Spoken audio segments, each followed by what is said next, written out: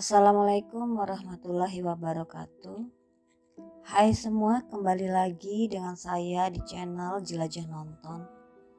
Pada video kali ini saya akan bercerita tentang cerita misteri. Cerita ini sangat menarik dan bagus banget untuk didengarkan. Baiklah, langsung saja kita simak ceritanya. Yang berjudul Berkunjung ke Istana Kerajaan Jin Laut Singkil. Benar kata orang, telaga biru dekat bibir pantai Laut Singkil itu merupakan tempat berdirinya kerajaan Jin. Suatu ketika aku menjadi tamu kehormatan di istana gaib tersebut. Baiklah, awal ceritanya, pada waktu itu perusahaan menugaskan mengawasi unit usaha penangkapan ikan di laut lepas pantai utara Singkil yang bekerja sama dengan sebuah perusahaan di negara tetangga, yaitu Malaysia. Penangkapan ikan ini pun bukan berarti penangkapan ikan biasa yang dilakukan dengan menggunakan jaring atau rawe, tetapi dengan menggunakan bubu-bubu yang terbuat dari kawat yang dibuat dan dirakit secara khusus dengan petunjuk dan bimbingan tenaga ahli dari Malaysia. Adapun tenaga kerja yang dipakai adalah penduduk setempat, terutama para pemuda. Bubu-bubu kawat itu setelah selesai dibuat, ditebarkan di laut lepas dengan kapal-kapal kecil. Kapal-kapal kecil itu selain dilengkapi dengan peti-peti tempat hasil tangkapan ikan, juga dilengkapi dengan alat-alat komputer untuk memonitor ikan-ikan yang menjadi sasaran penangkapan, dan juga untuk memantau bubu-bubu yang telah ditebarkan dengan kode-kode tertentu. Camp untuk pos komando dibangun di dekat muara sungai Singkil di atas air, kurang lebih 500 meter dari laut lepas. Adapun camp yang dibangun di atas air itu dilengkapi dengan gudang, kantor, barak-barak karyawan, dan di sebagian belakang di atas tanah daratan dibangun tempat pembuatan bubu-bubu dan peralatan lainnya. Di bagian belakang bangunan tempat lokasi pembuatan bubu-bubu itu terdapat hutan-hutan kecil yang merupakan sebagian dari terdapat padang pasir seluas kurang lebih 5 hektar dan menjorok ke arah pantai. Di pinggiran hutan itu ada sebuah bangunan pondok panjang yang sudah lama ditinggalkan. Bangunan pondok itu terdiri dari 2 tingkat yang dibangun oleh sebuah perusahaan kayu bernama Long Singkil Timber. Perusahaan itu sudah lama tidak beroperasi lagi. Menurut keterangan penduduk setempat, para pekerjanya banyak yang tidak tahan bekerja karena lokasi camp para pekerja kebetulan berada di lokasi tempat di mana makhluk halus yang menguasai muara dan laut Singkil. Pada suatu malam, ketika kami baru saja selesai mengadakan rapat untuk pembagian kerja yang harus dilaksanakan esok harinya.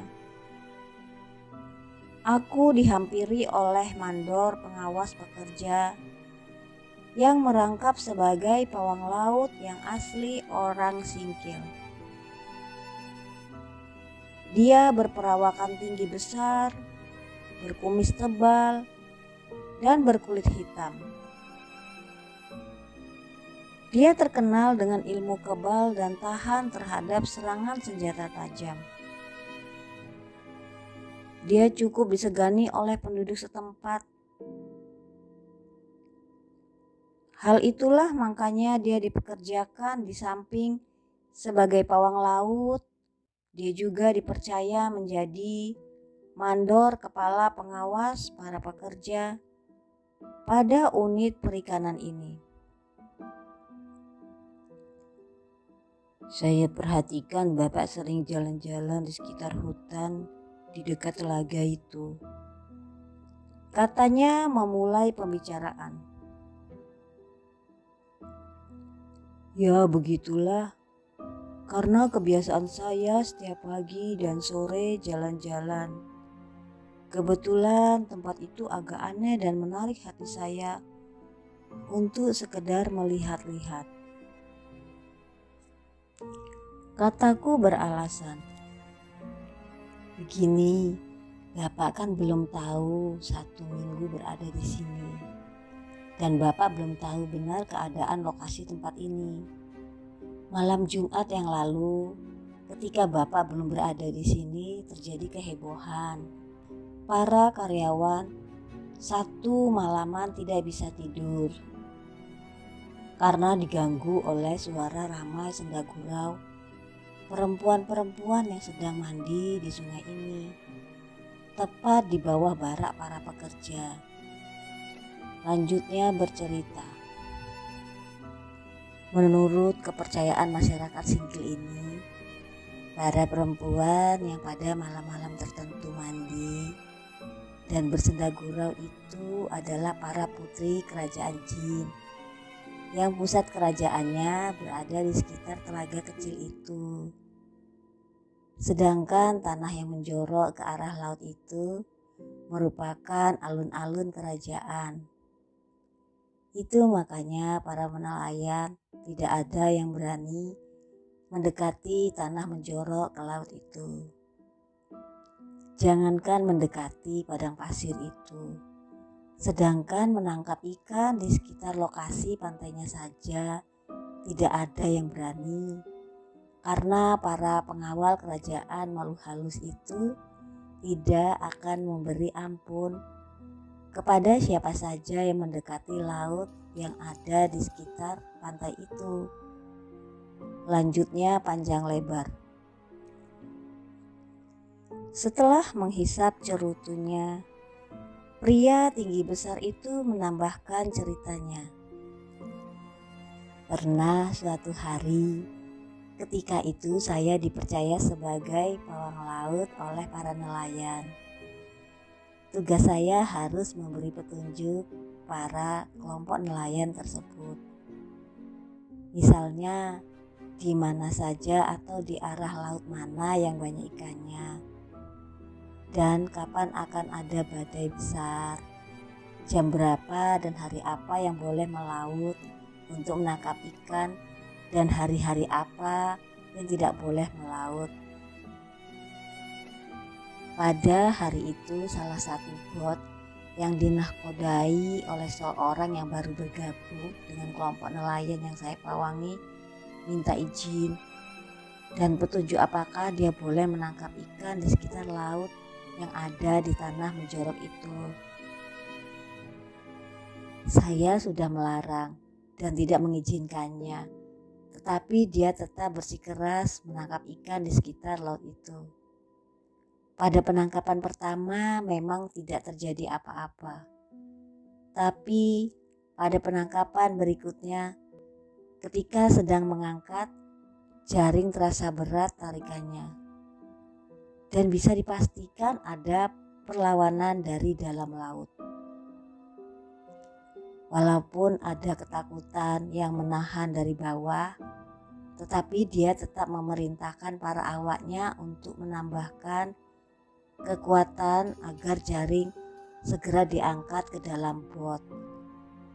Karena sang nahkoda yakin bahwa ikan yang akan diperoleh pasti banyak lagi. Akhirnya walaupun dengan susah payah dapat ditarik dan diangkat ke kapal, tetapi setelah jaring berada di atas geladak kapal, ternyata tidak ada seekor pun ikan yang mereka peroleh.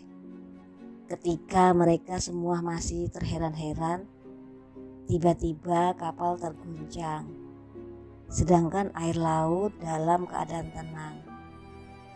Guncangan semakin lama semakin keras. Sebagian isi kapal sudah mulai berjatuhan ke dalam air. Dalam keadaan yang demikian, tiba-tiba entah dari mana datangnya di hadapan mereka telah berdiri sosok tubuh tinggi, besar berjula dan bertaring. Sedangkan pada leher makhluk tinggi besar itu melingkar ular laut yang sangat berbisa. Melihat penampilan makhluk menyeramkan itu, para nelayan jatuh pingsan. Sesampainya di darat, nelayan tersebut jatuh sakit. Saya berusaha untuk membantu mengobatinya, tetapi tidak berhasil. Akhirnya pada hari ketiga, mereka mati dengan wajah penuh ketakutan. Begitulah menurut kepercayaan kami di sini, pusat kerajaan makhluk halus yang berada di kawasan telaga yang dikelilingi hutan kecil itu, karena pada saat-saat tertentu kerap terlihat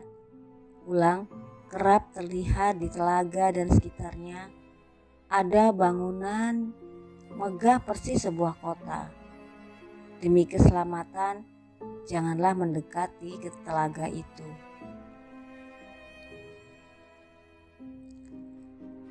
Aku berusaha untuk mengikuti nasihat pawang laut itu, tetapi hanya bisa bertahan 2 hari.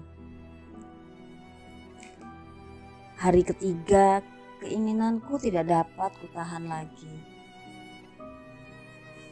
Kurang lebih 11 siang, ketika semua orang sibuk dengan tugasnya masing-masing, aku nekat mendekati pondok itu di pinggir hutan itu. Sesampainya di dekat pondok itu, aku coba menahan langkah. Aku berniat hanya untuk menyaksikan dari dekat sampai di mana keseraman dan keangkaran pondok itu, sehingga semua orang begitu takut mendatanginya walaupun di siang hari. Tetapi entah kenapa, setelah dilihat dari dekat, semakin besar rasa keinginanku ditambah keyakinanku di dalam hati bahwa manusia itu diciptakan Tuhan adalah untuk menjadi khalifah atau pemimpin di muka bumi ini. Kenapa kita mesti takut dan tunduk dengan kekuatan jin? Seharusnya merekalah yang mesti tunduk dan patuh pada manusia. Dengan keyakinan ini tanpa ragu sedikit pun, aku melangkah dengan terlebih dahulu memohon perlindungan kepada Allah, Tuhan pencipta sekalian alam. Setelah sampai di halaman pondok, kebetulan di situ ada kolam kecil yang di sebelahnya ada pohon beringin putih yang akarnya menjuntai ke dalam kolam. Wah, segar benar airnya. Setelah membasuh tangan, timbul keinginanku untuk mengambil wudhu. Aku sudah sampai di bagian dalam pondok itu. Aku melihat-lihat dari ruangan satu ke ruangan lainnya. Ternyata setelah melihat langsung, aku berkesimpulan bahwa bangunan bertingkat ini bukan sekedar pondok biasa, tetapi bangunan sebuah kantor, tempat pos komando kegiatan operasional sebuah perusahaan kayu lok. Ini terbukti dengan banyaknya tumpukan surat-surat atau dokumen penerimaan bahan baku, produksi dan pengiriman kayu via kapal. Pada bangunan tingkat 2-nya ada tempat terbuka. Dari tempat ini kita dapat memandang laut lepas. Selesai melihat-lihat, aku melakukan sholat sunat 2 rakaat. Setelah selesai, tiba-tiba ada hembusan angin sepoi-sepoi. Dan anehnya tiba-tiba saja datang rasa kantuk yang sangat berat untuk kulawan. Sehingga akhirnya aku pun tertidur pulas. Entah sudah berapa lama aku tertidur. Tetapi yang jelas, aku terbangun dengan mata tidak bisa dibuka. Walaupun perasaan sudah bangun, tetapi mata masih sulit untuk dibuka. Dalam keadaan demikian ini terdengar suara perempuan muda bersenda gurau, tertawa riang di sekitar bangunan itu. Setelah itu terdengar suara nyanyian merdu yang dilakukan secara bergantian. Aku merasa asik mendengarkan alunan suara merdu itu. Rasanya kalbu ini seperti dielus-elus sehingga membuatku betah berlama-lama mendengarkannya. Aku yakin pasti pemilik suara ini orangnya sangat cantik dan lemah gemulai. Alunan suara merdu yang menyentuh kalbu pun telah berhenti. Kemudian terdengar suara telapak kaki mendekatiku dan berhenti di sampingku. Ruangan tempat aku tidur berhembus harum wangian segar. Entah jenis minyak wangi apa yang mereka gunakan. Aku berusaha untuk membuka mataku, tetapi tidak bisa. Wahai Tuhan yang sedang istirahat di anjungan Taman Sari Kerajaan, aku diutus oleh Ayahanda Raja dan penguasa Telaga Biru dan Laut Singkil ini untuk menyambut dan menghibur Tuhan sebagai tamu kerajaan. Mendengar suara merdu wanita yang berbicara padaku itu, hatiku berkata, "Ya Allah, betapa lembutnya suara makhluk ciptaanmu itu. Berilah kesempatan kepadaku untuk melihatnya." Tuhan telah berjasa menolong Ayahanda Raja dan rakyat kerajaan ini. Oleh sebab itu, Raja mengharapkan kesediaan Tuhan untuk datang berkunjung ke istana kami. Lanjut suara merdu itu. Saat ini juga, Raja dan para ketua kerajaan sedang menunggu Tuhan di balai istana. Apabila berkenan, di bawah anjungan ini sedang menunggu 4 orang pengawal yang siap mengantar Tuhan ke balai istana. Setelah suara merdu selesai berbicara, aku berusaha untuk menjawab kata-katanya. Yang membuat aku bingung dan heran, Kapan aku menolong rajanya dan bagaimana caranya aku menolong? Sedangkan bertemu saja belum. Tetapi anehnya, mulutku bagaikan terkunci. Aku berusaha lagi untuk berbicara, tetapi tidak bisa. Dalam hati aku berserah diri kepada Tuhan. Aku yakin bahwa Tuhan pasti akan memberikan yang terbaik untukku.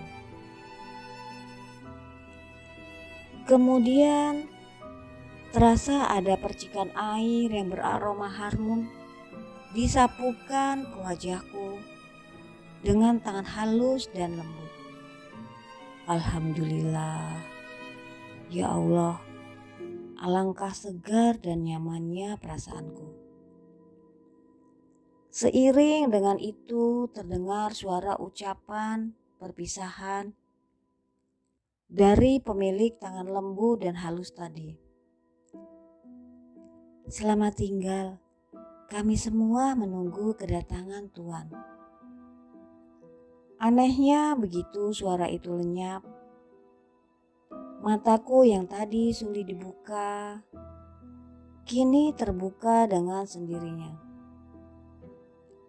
Astaga, aku benar-benar heran. Karena di depanku tampak bangunan istana yang sangat megah. Kemana raibnya bangunan kayu rongsokan itu? Semuanya sudah berubah, tidak ada tumpukan buku dan surat-surat. Yang ada piala dan guci-guci antik beserta ukiran-ukiran indah menghiasi ruangan itu. Lantai tempat aku tidur itu pun sudah berubah menjadi ranjang berukir dan berlapiskan bludu biru. Aku bangkit sendiri melihat-lihat sekelilingku. Setelah puas melihat-lihat keindahannya, aku pun turun keluar dan anjungan itu. Benar saja seperti yang dikatakan suara merdu tadi. Ternyata di pintu keluar anjungan telah siap menunggu 4 orang pengawal, terdiri dari 2 orang wanita cantik dan 2 orang pria tampan. Maaf Tuan, kelima putri kerajaan yang menyambut Tuan tadi telah menunggu Tuan di balai penghadapan. Tuan akan kami bimbing menuju balai penghadapan. Kedua wanita itu tanpa menunggu jawabanku berdiri di kanan kiriku masing-masing, memegang tanganku, sedangkan kedua pria tampan itu mengiringi di belakang kami. Setelah kedua wanita cantik itu memegang tanganku dengan kecepatan yang luar biasa, tanpa melangkah satu langkah pun, kami berlima sudah berada di pintu masuk balai penghadapan yang dijaga oleh 2 orang pengawal perempuan cantik. Dan mereka berdua langsung menyambut kami dan mempersilahkan masuk ruangan.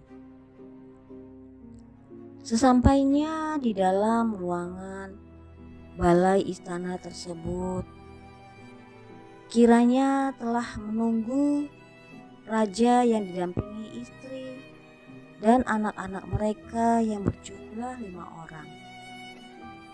Kesemuanya wanita.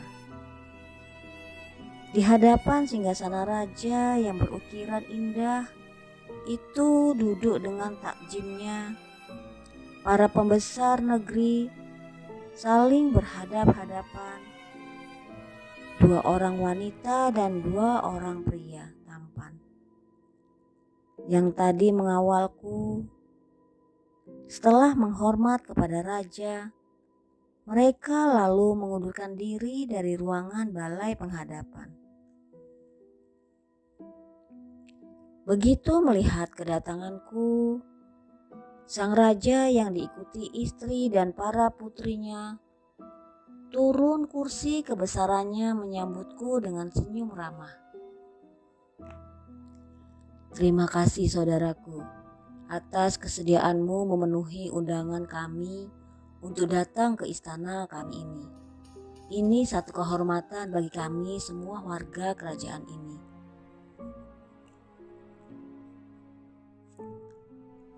Setelah selesai mengucapkan kata-kata sambutannya itu, sang raja, penguasa Danau Biru dan Laut Singkil ini menyalami dan memelukku. Kemudian setelah sang raja melepaskan pelukannya, dia memperkenalkan permaisuri dan 5 orang putri kerajaan. Satu persatu mereka menyalamiku dengan penuh hormat. Ya Allah, yang Tuhanku, kiranya Kau telah berkenan mengabulkan permohonanku. Kini aku dapat bertemu dan bertatapan langsung dengan pemilik suara merdu dan berkulit lembut, dan wajahnya benar-benar cantik tiada kara. Bisik batinku. Raja dan permaisurinya tampan dan cantik, dan tampak sangat berwibawa. Sang raja mengenakan jubah dan sorban biru, dihiasi permata indah. Begitu pula permaisuri dan putri-putrinya, semuanya dari mulai selendang yang menutup kepala sampai dengan pakaian yang semuanya berwarna biru. Begitu pula yang dikenakan para pembesar, dari mulai menteri-menteri, panglima, dan para hulu halangnya juga mengenakan sorban dan jubah biru. Mereka semua tampan dan cantik-cantik. Setelah itu aku dipersilahkan duduk di sebelah kanan raja. Dia memperkenalkan para pembesar negeri yang hadir di balai penghadapan itu sebanyak 33 orang. Saudaraku, tentunya engkau bertanya-tanya di dalam hati. Sang raja mulai bersabda, "Mengapa aku mengutus putriku si kembar 5 ini menyambut dan menghibur serta mengundangmu kemari? Karena aku dan seluruh rakyat kerajaanku ini merasa sangat bersyukur kepada Tuhan dan mengucapkan terima kasih yang sebesar-besarnya atas pertolongan dan bantuanmu yang tidak ternilai besar kepadaku dan seluruh rakyat kerajaanku ini." Tuan Raja, kataku memotong pembicaraannya. Bantuan dan pertolongan apa yang telah kuberikan? Sedangkan bertemu saja kita belum pernah. Sambil tersenyum ramah, sang raja menjawab, "Begini saudaraku, setiap malam setelah sholat malam engkau selalu berzikir dan mengalunkan doa dan bacaan ayat suci yang engkau hadiahkan padaku dan seluruh penghuni kerajaanku. Dan sewaktu berkunjung di anjungan Taman Sari, kerajaan engkau juga secara khusus sholat, dan setelah sholat engkau bacakan doamu melalui ayat suci yang engkau hadiahkan sebanyak 7 kali kepadaku. Lantunan doamu itu membentuk angin sejuk, meliputi kerajaanku yang menyentuh kalbu dan menyapu halus. Ya saudaraku, kalau engkau tidak bersedia aku memakluminya. Dan benar katamu, itu persahabatan dan pertemuan kita ini adalah sudah merupakan hadiah besar yang tidak ternilai harganya bagi kita. Mengenai permintaanmu tadi, insya Allah, selagi engkau masih berada di tengah-tengah mereka, kami tidak akan mengganggu mereka. Tetapi kalau engkau sudah tidak berada di barak itu, dengan arti kata engkau telah meninggalkan mereka dan mereka melanggar larangan dan aturan-aturan kerajaanku, maka aku tidak segan-segan menindak mereka. Karena peraturan di kerajaanku sangat ketat dan kami berusaha untuk menjalankannya dengan baik, dan kami tidak mungkin mengganggu orang yang berakhlak dan bertindak tanduk baik. Akhirnya setelah aku disuguhi tarian-tarian dan nyanyian merdu serta dijamu dengan makanan minuman leja dan segar, aku diantar kembali ke barak di tempat aku bekerja dengan 4 pengawal yang membawaku tadi. Diiringi kelima putri kerajaan, aku sampai di kamp barak. Tepat jam 4 sore, ketika itu para pekerja termasuk pawang laut sedang sibuk bersiap-siap untuk mencariku. Waktu itu aku berada 2 meter jaraknya di hadapan mereka. Tetapi setelah mereka belum bisa melihatku, setelah aku mengucapkan salam, barulah mereka melihatku. Karuan saja mereka terkejut dan penuh tanda tanya. Aduh, dari mana saja Bapak? Dari tadi kami sibuk mencari Bapak, tanya sang pawang laut penuh keheranan. Ya, dari istana jin penguasa laut dan danau yang engkau ceritakan itu, kataku santai. Hah? Mereka semua ternganga heran. Tapi itulah kenyataan yang aku alami. Terima kasih.